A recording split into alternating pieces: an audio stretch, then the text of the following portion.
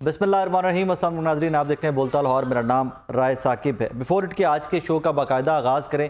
आज जिस दिन मैं आपसे मुखातिब हूँ, आज के हालात वाक़यात थोड़े से मैं ब्रीफली आपके सामने रख दूँ। आज ओपन मार्केट में डॉलर 1 रुपये महंगा होकर 315 रुपये का हो चुका है। बिजली फ़ी यूनिट तकरीबन 60 रुपये प्लस चली गई हुई है। सालाना बुनियादों पर महंगाई की मजमूई शरह 25% है। एक साल में चाय 94%, चावल 90%, मिर्च 86% महंगी हो चुकी है।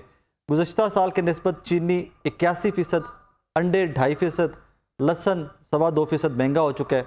महंगाई की हफ्तावार रिपोर्ट के मुताबिक हालिया एक हफ्ते के दौरान प्याज, दाल, मसूर, चीनी, लहसुन, अंडे और दालें, बाकी mutton, beef, anything and everything, वो 22 से ज़्यादा अशिया जो हमारी डेली यूजेज की हैं वो महंगी हो चुकी हुई हैं। चीनी तकरीबन 180 रुपये के करीब लाहौर में ट्रेड हो रही है। 180 रुपये के करीब पर केजी लाहौर में बिक रही है।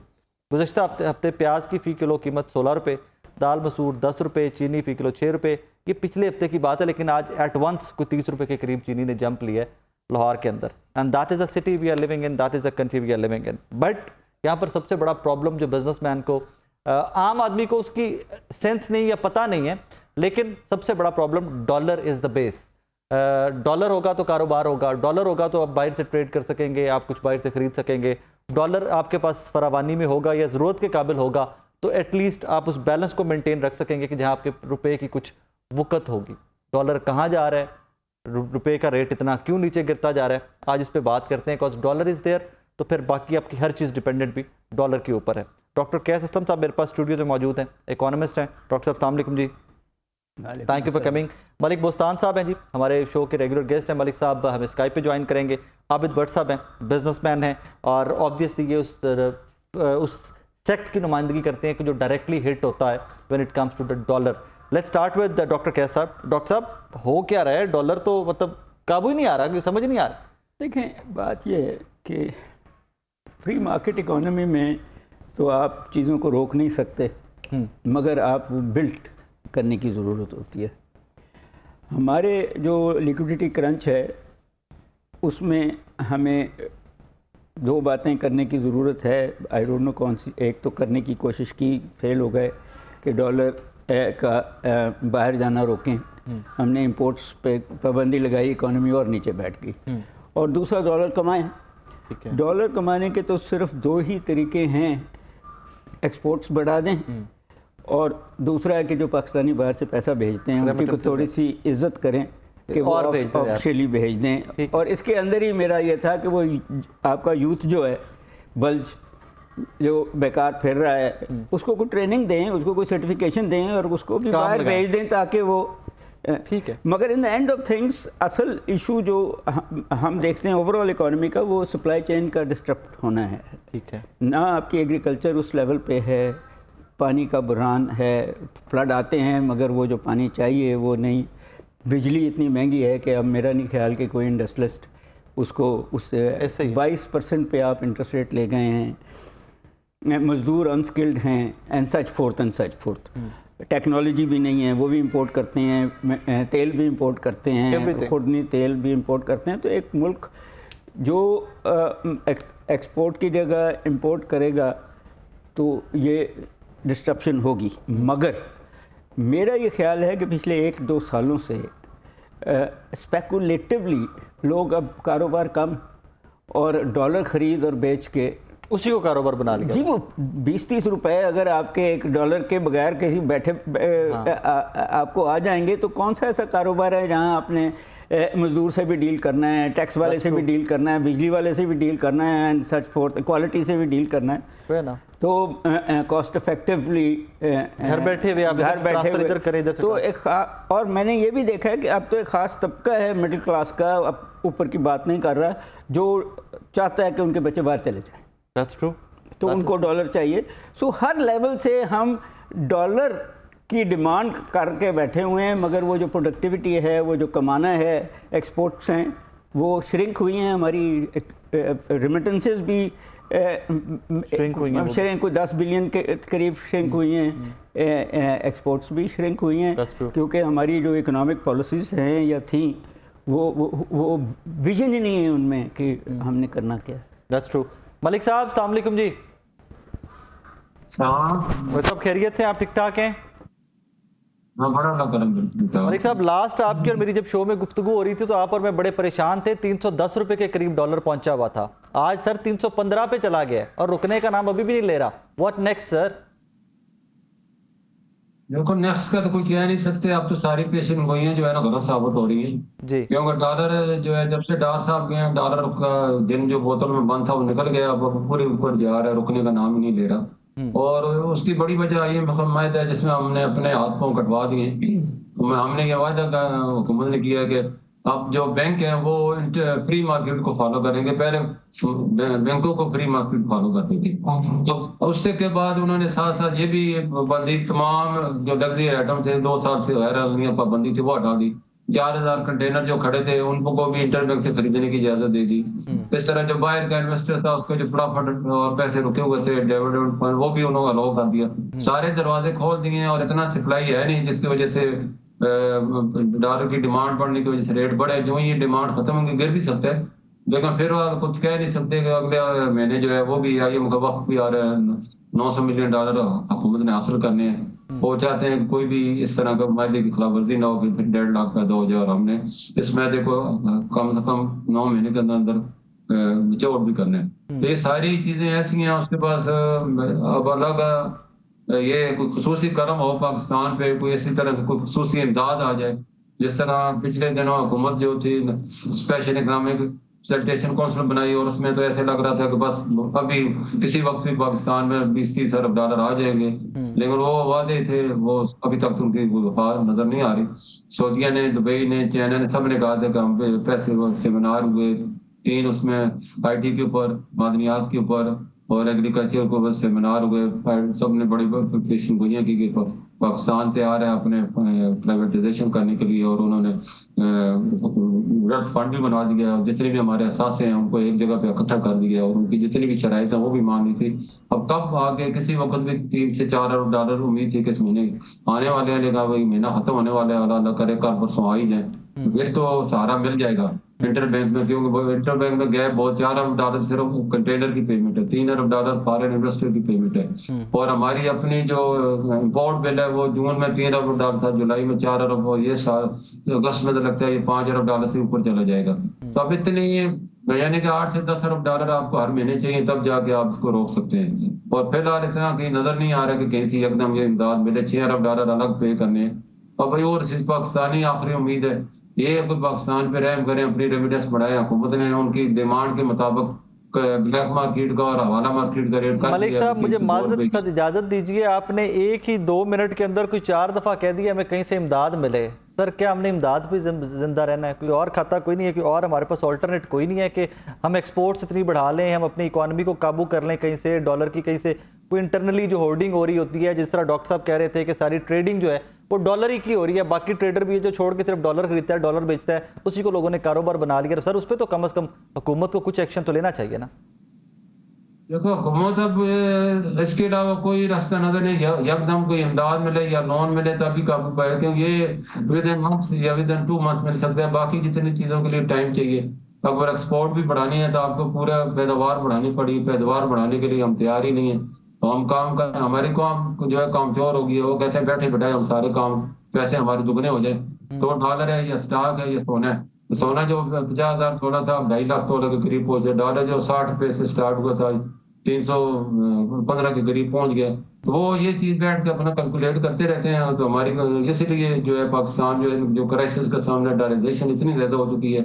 तो पाकिस्तान में मैं समझू डॉलर की कोई कमी नहीं। मैं आपको बताता चलो पिछले 30 साल में 180 अरब डॉलर पाकिस्तानियों का पाकिस्तानी बैंकों से गैर मुल्की बैंकों में ट्रांसफर या रिकॉर्ड बात बता रहा हूँ, जो हुंडी हवाले से गया उसका तो हमारे पास रिकॉर्ड ही नहीं है। तो 130 अरब डॉलर के कर्जे हैं, 50 अरब डॉलर फिर भी फालतू है। इसमें फॉरेन एक्सचेंज की कमी नहीं है, एतमाद की कमी है और मैनेजमेंट की कमी है। अगर हम अच्छी में अपने पाकिस्तानियों को ये एतमाद दिला दें कि वो पाकिस्तान में महफूज है, उनका पैसा महफूज है, उनके ऊपर ये सियासी जो है इंतकाम लेना बंद कर दें एक दूसरे से। हुकूमत आती है वो पिछले वाली बंदों को बंद करके कारोबार बंद करना शुरू कर देती है। तो ये चार्टर इकॉनमी हो जाए, कारोबार को न छेड़ा जाए, जो भी है कोर्ट सजाएं दें अपना जो है इस तरह तब जाकर एतमाद का। जितने भी सियासी लीडर हैं या ब्यूरोक्रेट हैं या तो बिजनेसमैन है, वो पैसा क्यों बाहर ले जाते हैं? वो कहते हैं कि हुकूमत की पहुंच से दूर ले जाओ। हाँ, वो तो ये एतमाद श्योरिटी नहीं होती है उनके पास ना, वहाँ छोटी नहीं होती किस वक्त भी। पिछले जंग में आर्टिकल छपा था कि 7,000 अरब पाकिस्तानी बाहर पैसा ले गए, यानी 26 अरब डॉलर बनते हैं। तो वो क्यों ले गए?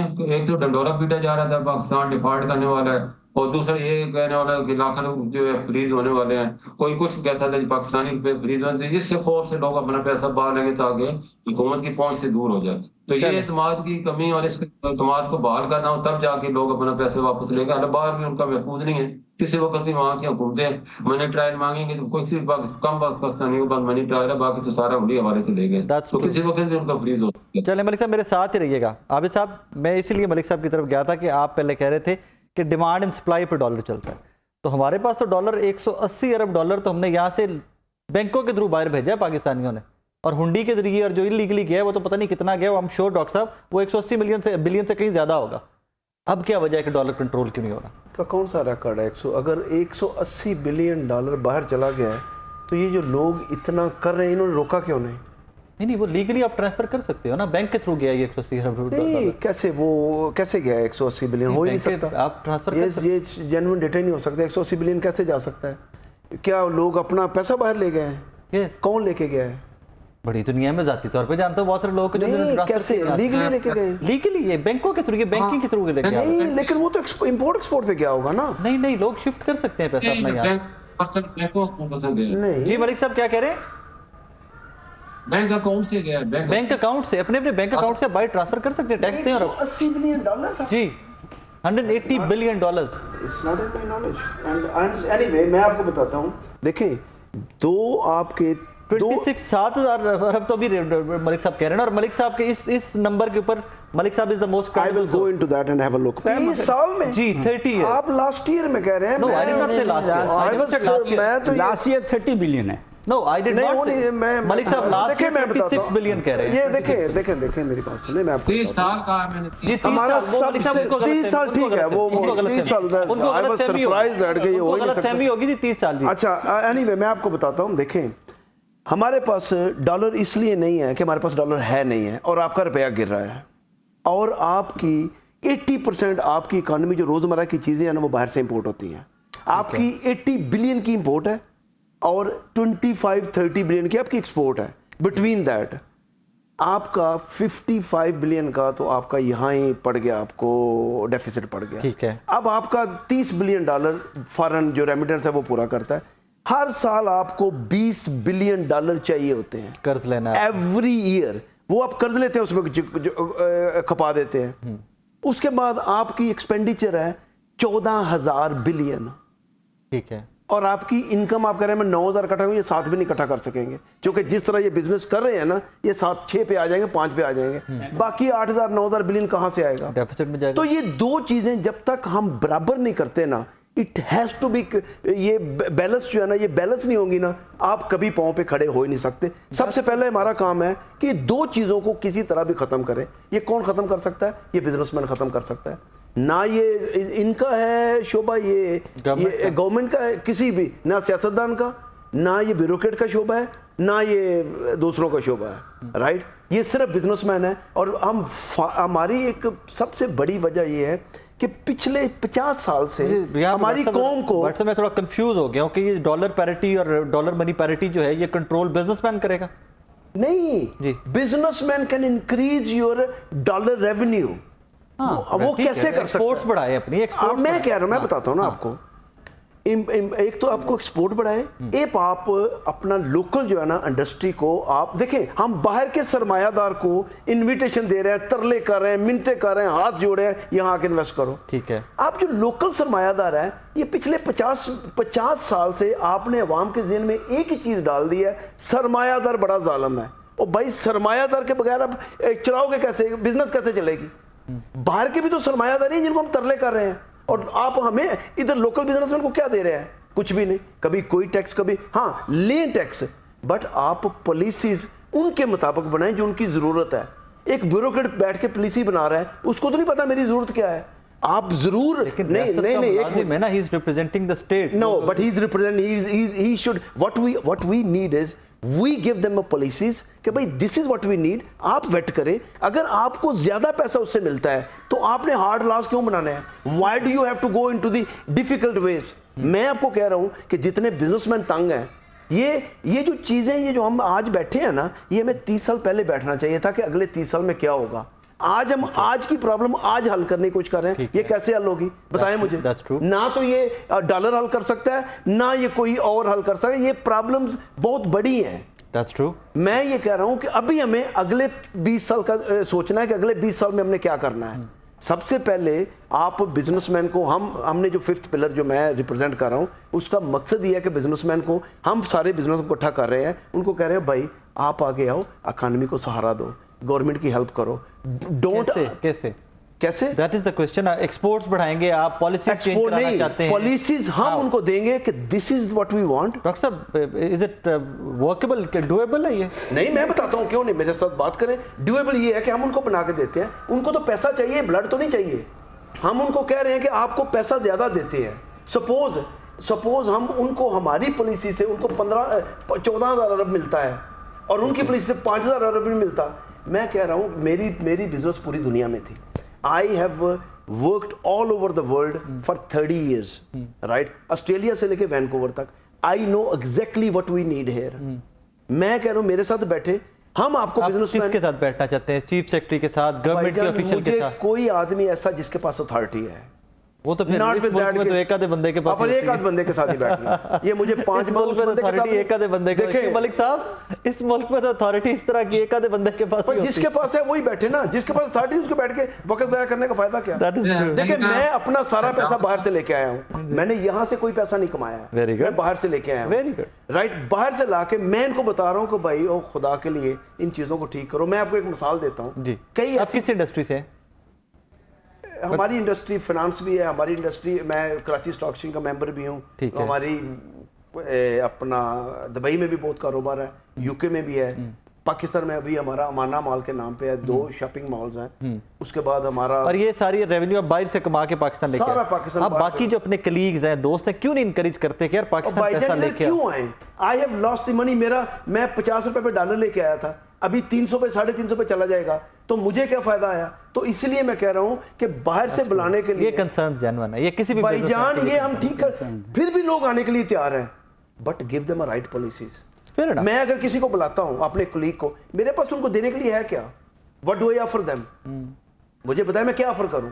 मेरे पास कोई अथॉरिटी होगी तो मैं उनको बोलूंगा भाई ये हम गारंटी करते हैं। मलिक साहब से मुझे इस पे कमेंट लेने थे, क्योंकि मलिक साहब ने थोड़ा सा ना पहले ज्वाइन करना है। और भी मलिक साहब, इज इट पॉसिबल कि बिजनेसमैन आप लोग सारे बैठ के एक पॉलिसी बनाएं, गवर्नमेंट के साथ बैठ के एक फ्रेमवर्क करें, जिस तरह भट्ट साहब कह रहे हैं, ये बड़ी, अगर तो ये डूएबल है तो क्यों ना गवर्नमेंट इनको, सब सारे बिजनेसमैन आप तमाम लोगों को लेकर इकट्ठे बैठे और बोले कि यार बताओ वे फॉरवर्ड क्या है? भट्ट साहब बिल्कुल सही कह रहे हैं। जो बिजनेसमैन तजवीज दे सकते हैं पॉलिसी, उसको क्योंकि फील्ड में ये तो 18वीं मंजिल पे बैठे, उन्हें क्या पता नीचे क्या होता है। इनको तो जो समरी ऊपर जानी है, ग्राउंड फ्लोर से 18वें फ्लोर तक उन्होंने उसको यस करके भेज देनी। तो या हम लोग के नीचे बैठे, हमें पता है क्या क्या तकलीफ है, क्या फैसिलिटी चाहिए, क्या कारोबार बढ़ाने के लिए क्या पॉलिसी चाहिए। तो चार्टर ऑफ इकोनॉमी इसलिए कहा जाता है कि उसको 15 साल 10 साल की जाए। अब यहाँ हमारी तो ये रवायत बन गई है कि हुकूमत कोई भी पॉलिसी देगी जाती है, अगली हुकूमत को पहला काम है इसको खत्म करना, उसके डब्बों में बंद करना, ये नहीं सोचना कि कितना मुल्क का पैसा हम ज़ाया कर रहे हैं। एक तो ये खत्म होना चाहिए। शहबाज शरीफ साहब थे जबकि अपोजिशन में थे, कहते ईमान बने चार्टर ऑफ इकोनॉमी करेंगे नहीं, करते करते चले गए, लेकिन इजलास नहीं बुला सके। अगर बुला लेते कम से कम तमाम जमातें आ जाती तो आज कहने के काबिल तो होते। तो इस तरह कोई भी पॉलिसी बनाई जाए तो उसका यही लॉन्ग टर्म में, आईडीडी की मैं मिसाल आपके सामने देता हूँ। 1991 में वो हमसे भी पीछे थे, उनको लोन तक नहीं मिला था। उन्होंने 70 टन सोना रखवा के $2 अरब हमसे लोन लिया, और मनमोहन सिंह ने पूरी दुनिया के दरवाजे खोल दिए, पूरी दुनिया को आउटलेट, उनकी प्रोडक्शन वैल्यू एडेड उन्होंने यहीं बनाने शुरू कर दिया। और उन्होंने पॉलिसी ऐसी दी कि 1 विंडो खोल दिया, और कंप्लेंट 24 घंटे में जो है सॉल्व होती थी, और 24 घंटे में जो है रजिस्ट्री हो जाती थी। जो कोई भी फैक्ट्री बनाना था तो उसको रजिस्ट्रेशन हो जाती थी। तभी हमें जो इकोनॉमिक काउंसिल का मैंने जिक्र किया, वो बताया था यही मॉडल बनाया जाएगा। अल्लाह करे इस मॉडल पे कामयाब होते हैं तो काफी हद तक पाकिस्तान में मादनियात जो है दुनिया के दूसरे नंबर पे है, एग्रीकल्चर भी है, 44 एकड़ जो है उन्होंने कहते हैं हमने हायर कर लिया है। अल्लाह करे इसको वर्कें शुरू हो जाए, 6 महीने में भी रिजल्ट आ सकता है। तो 1 साल का टारगेट रख के हम अपने पाँव पे खड़े हो सकते हैं, यही मौका है, उसके बाद तो मौका भी नहीं मिलेगा। और हमारी बिजली देखें इतनी महंगी हो चुकी है, उसमें सिर्फ आपटा के मुलाजमीन 40,000 यूनिट उनको फ्री जाती है, और गवर्नमेंट के मुलाजमीन को 33 करोड़ यूनिट यानी कि 73 करोड़, तो यही आप फ्री में देते हैं। तो 500 अरब आपकी बिजली चोरी हो जाती है हर साल। तो किस तरह आप करके सिर्फ बन्नू जिले का जो है वो 380 अरब जो है वो बिजली जो उसको पूरे डिवीजन की चोरी होती है। ना चोरी पे आप काबू पा सकते हैं, ना मुफ्त बिजली देना बंद कर सकते हैं। पर मुफ्त बिजली बंद करेंगे तो बिजली सस्ती होगी। हमारी बिजली है इस वक्त 50 से 65 रुपए, इंडिया की है 16 से 18, तो बांग्लादेश का भी यही रेट है। तो हम किस तरह हमारा ताजर जो है मुकाबला करेगा एक्सपोर्ट के लिए। तो ये सारी सहूलतें आपको देने के, बिजली की चोरी रोकें। और इसकी हमारी इस वक्त 45,000 पैदावार की कैपेसिटी है, लेकिन तरसील का निजाम सिर्फ 20,000, बाकी बिजली सारी हमारी ये चोरी हो जाती है, ये ज़ाया हो जाती है। लेकिन IPP को हम तरक्की के साथ बिल भरे हैं, और वो हमारा नासूर बन जाएगा निश्चित का। जितना नुकसान IPP ने बनाया इतना पाकिस्तान किसी चीज ने नहीं बनाया। IPP ने सबसे ज्यादा डैमेज किया हमारी इकोनॉमी को, सबसे ज्यादा डैमेज ने किया। अब 20,000 यूनिट वो पैदा करते हैं जो मेगावाट, वो हमने लाजमी उनको पे करने हैं, चाहे कुछ भी हो जाए। तो हमारे जो अपने 25,000 मेगावाट पैदा कर सकते हैं, और हमारी जो 20,000 की तरसील का टोटल निजाम है, बाकी तो हमारी ज़ाया हो जाती है, चोरी हो जाती है। तो इस पे हमें काबू पा के हमें बिजली को जो है बुरान से निकल सकते हैं, और अपने 24 घंटे अपने अगर को दे सकें बिजली, तो हमारी 3-3 शिफ्ट चले, एक्सपोर्ट भी बढ़ेगी। अब एक शिफ्ट चलाने के लिए उन्हें 100 दफा जो है रास्ते में रोकना पड़ता है, कभी बिजली चली जाती है, कभी गैस चली जाती है। तो क्या करें, किस तरह एक्सपोर्ट बढ़ेगी, किस तरह वैल्यू एडेड होगा, किस तरह प्रोडक्शन बढ़ेगी। बहुत सी चीजें करने की हुकूमत कर सकती है, और इसमें कोई मतलब सख्त कानून बनाना चाहिए। बिजली चोरों को जो है, आप देखो ना, कश्मीर और पाटा का जितने भी ये जितने पब्लिक से तो बिल ले रहे हैं, पर वफा को दे ही नहीं रहे, वो भी सारा बोझ अवाम पे आ रहा है। अवाम सड़कों पे निकल आई, पूरा मुल्क की मलिक साहब तो सड़कों पे निकला हुआ है, बिजली के बाद पूरा मुल्क सड़कों पे। हमें दावत दे रहे हैं, अपने आप को खुदकशी कर रहे हैं, हमें इसको सीरियस लेने, और हुकूमत को जितनी भी सारा दौर बिजली चोरी पे और जो भी ज़ाया हो रही है उसको रोकने पे करनी। और IPP के साथ रिक्वेस्ट कर ले, भले मुआहदा हो गया, ज़ाहिर है मुआहदा हो जाता है तो आप उसको डिनाई नहीं कर सकते। इंटरनेशनल कोर्ट में लोग चले जाते हैं, उसमें आपको बहुत ज़्यादा लॉस होता है, जुर्माने का खतरा होता है। थैंक यू मलिक साहब, thank you for your time. नाज़रीन, मलिक साहब का कमिटमेंट हमारे साथ यहीं तक का था, उन्होंने कहीं कोई ज़रूरी उनका और अपॉइंटमेंट था, he had to be there. एक छोटा सा ब्रेक लेते हैं, ब्रेक के बाद वापस आते हैं तो डॉक्टर साहब और आबिद भट्ट साहब मेरे स्टूडियो में मौजूद हैं, यहीं से गुफ्तगू को आगे लेके चलेंगे। छोटा सा ब्रेक, मेरे साथ रहिएगा।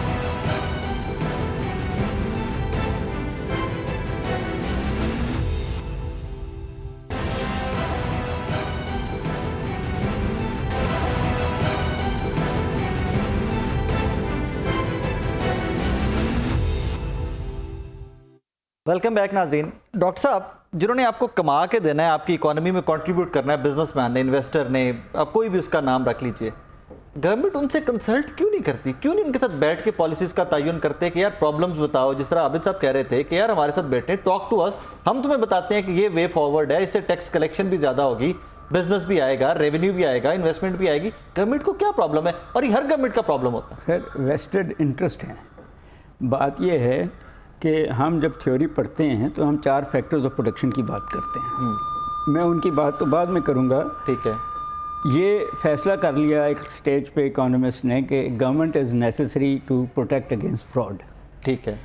कि दोनों साइड सप्लाई और डिमांड की जो हैं उनको इक्वल प्लेइंग फील्ड दी जाए। ठीक है। मगर जब गवर्नमेंट खुद एक एक्टर बन जाए और इस रेवेन्यू को अपनी कारें, अपने मुफ्त बिजली और ये सारे पर्क्स के लिए इस्तेमाल करना शुरू कर दे, और काम वॉचडॉग था वो एक पार्टी बन गया, वो पार्टी बन गया, और ना सप्लाई साइड को वो फैसिलिटेट कर रहा है, ना डिमांड साइड को अपने आप को फैसिलिटेट जरूर कर रहा है। तो नेचुरली अभी आप बोर्ड बनाया ना जी, ये इन्वेस्टमेंट बोर्ड, उसमें मिलिट्री के लोग भी हैं, ब्यूरोक्रेसी के भी हैं, पार्लियामेंट जो चली गई उसके भी हैं।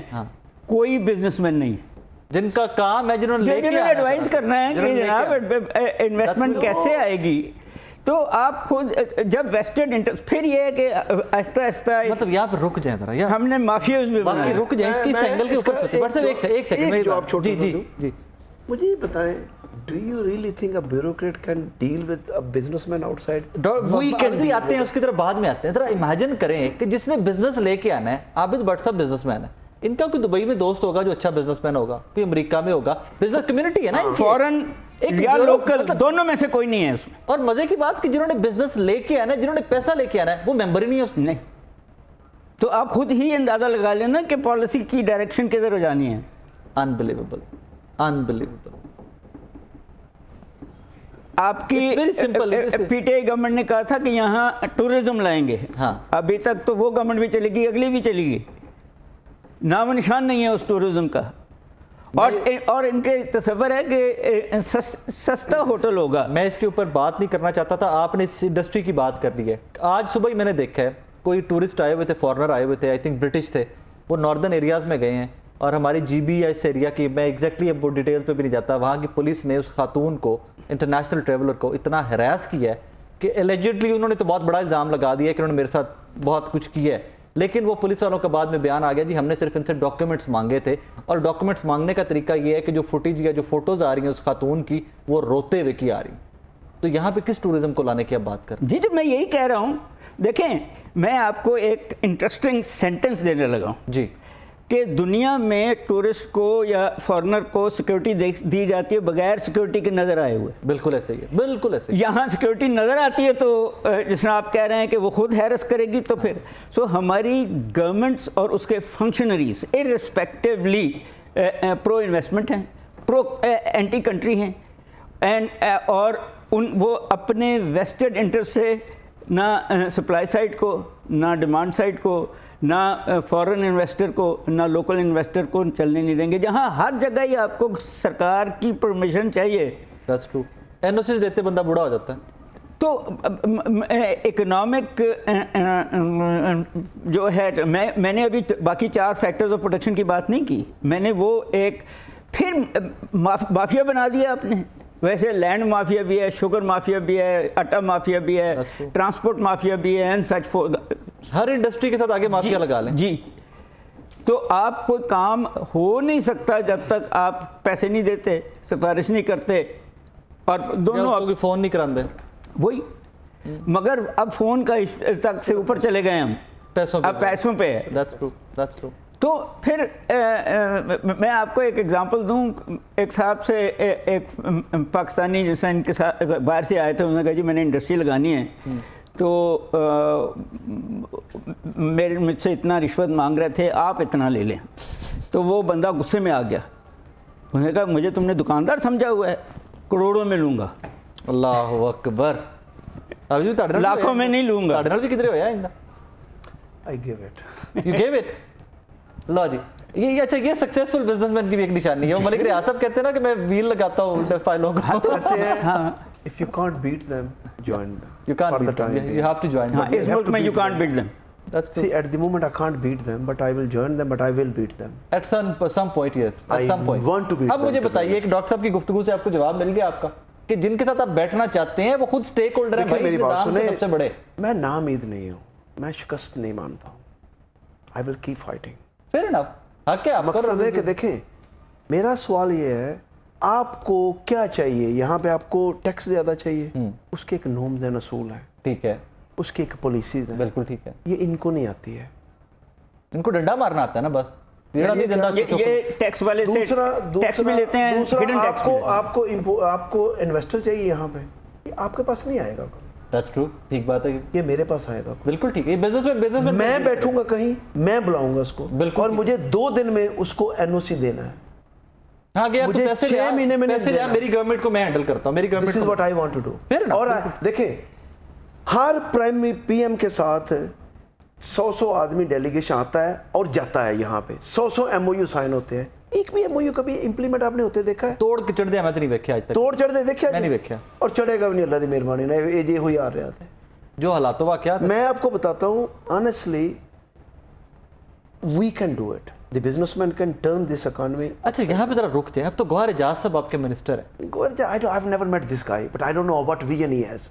Most of the people don't. He's a smart man. He's a I smart don't man. know him. मैं आपको उसके बारे में कुछ कह नहीं सकता हूँ। Let's see what he delivers.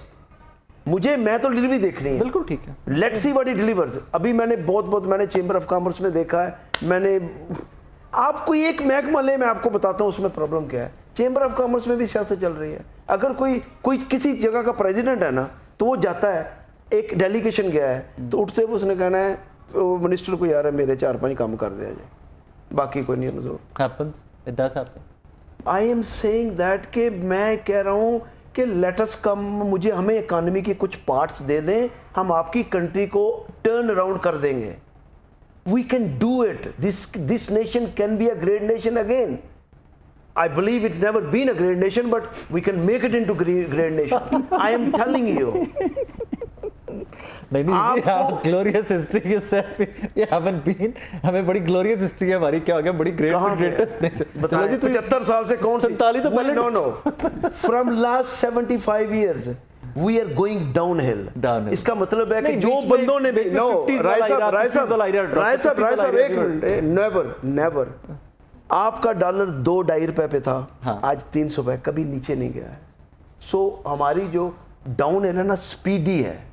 75 साल में आपने कौन सी जगह पे देखो, ये सारी कारकर्दगी का जुम्मेदार 4 आदमी हैं जिन्होंने हुकूमत की है। मैं उसका जुम्मेदार नहीं हूँ, ठीक है, हम ये नहीं है, आप नहीं है, ये जुम्मेदार। ये बैठ के एक दूसरे पर इल्जाम लगाते हैं, बैठ के क्लियर करें किसकी जिम्मेदारी है, बिल्कुल उसको क्लियर किया जाए, उस अवाम उसको चेक करे कि ये उन चारों को आपस में बिठाओ, उनको बोलो अब बताओ कौन जिम्मेदार है। उधर बैठ के उसको कह देता है, उसको कहता है, और अवाम पागल बनती है, और हम फिर बिरयानी खा के वोट दे देते हैं। This is a very bad thing for our nation. That's true. मैं ये कह रहा हूँ, हम अभी भी वहां रुके हुए हैं। मैं कह रहा हूँ ऑनेस्टली, मुझे करप्शन को ठीक नहीं करना है। I am not interested in corruption. मुझे डॉलर ज्यादा लेके आने हैं, हाँ। मुझे कमाई ज्यादा करनी है, ठीक है। अब मुझे किसी तरह भी बाहर के इन्वेस्टर को लेके आना है, but only on one condition, when I am sitting somewhere and I give them NOC in 2 days। लेकिन बट साहब, जब आपके इन्वेस्टर को ये पता चलेगा कि मेरा पैसा जाके वहां सेफ ही नहीं अभी हम आईटी के ऊपर काम कर रहे हैं, अभी हम आईटी के ऊपर शुरू हुए काम करने के लिए। देखिए अभी आपको आईटी में क्या इशू आ रहा है, जो बंदे भी घरों पे काम कर रहे हैं ना बैठ के, वो पैसा वहां का वहीं रख रहे हैं, बाहर अंदर नहीं ला रहे हैं। ठीक है। अभी गवर्नमेंट एक इनिशिएटिव ले रही है कि हम आपको, अगर आप यहाँ पे लेके आते हैं, वो एक जोन बना रहे हैं, STZD जोन, ठीक है, a special technology industrial zone, special ठीक है, टेक्नोलॉजी के लिए सब स्पेशलाइज्ड। हाँ जी, ठीक है। उसके ऊपर वो कर रहे हैं कि भाई आपको यहाँ पे डॉलर लाने और ले जाने में कोई फायदा, जो आपका बाहर से डॉलर है आप डॉलर में रख सकते हैं और डॉलर में ले जा भी सकते हैं, पे भी कर सकते हैं, ठीक है, providing that the dollar has come from outside. यहीं पे रुक जाओ। मैं जी रिसेंटली छोटा मोटा ना साथ, ये सारे जर्नलिस्ट अब डिजिटल पे काम करते हैं, मेरी जो उसमें इनकम आती है वो डॉलर्स में आती है। मैंने रिसेंटली एक बैंक को 2 हफ्ते पहले मैं बैंक के पास गया, मैंने कहा यार मेरे डॉलर पड़े रहा करें, मुझे जरूरत होती है, और उन्होंने कहा जी नहीं आप बैंक अकाउंट नहीं खुलवा सकते, अकाउंट नहीं खुलवा सकते। अब तो मेरा ट्रांसफर हो जाएगा उसी को, मैं आपको बता ट्रांसफर, लेकिन वो दे रहे में हो जाएंगे। नहीं, वो दे रहे हैं, ये फैसिलिटी दे रहे हैं, अभी गवर्नमेंट दे रही है। एंड मैं ये कह रहा हूँ, मैं जहाँ बैठा हूँगा ना, मैं आपको कहता हूँ मेरे साथ MOU साइन कराएं या किसी को लेके आए, अगर वो कंपनी चली जाए विदाउट डूइंग। मैं डॉक्टर साहब डॉक्टर साहब अस्सलाम वालेकुम जी। जी वालेकुम अस्सलाम। डॉक्टर साहब आप खैरियत से, ठीक ठाक हैं? जी अल्लाह का शुक्र। डॉक्टर साहब समझ नहीं आ रही डॉलर रुकेगा कहाँ पे, बिजनेसमैन सर पकड़ के बैठे हुए, इन्वेस्टर सर पकड़ के बैठे हैं, what next, what is going to happen with us? देखिए इस वक्त मुल्क में कुछ चीज़ें ऐसी हो रही हैं कि पाकिस्तान का जो इक्विलिब्रियम है वो एडजस्ट हो रहा है। हमने चूंकि इस वक्त इम्पोर्ट्स रोकी हुई थी जून के एंड तक, तो जो एक एक्स्ट्रा इम्पोर्ट का बोझ है, जो कंटेनर्स खड़े हुए थे वो क्लियर हो रहे हैं। फिर आपकी कुछ रॉयल्टीज, डिविडेंड्स की पेमेंट्स हैं वो क्लियर हो रही हैं, और जैसे ही आपने कदगन थोड़ी सी उठाई है तो ऑब्वियसली जो डॉलर की मांग है वो बढ़ी हुई आ रही है।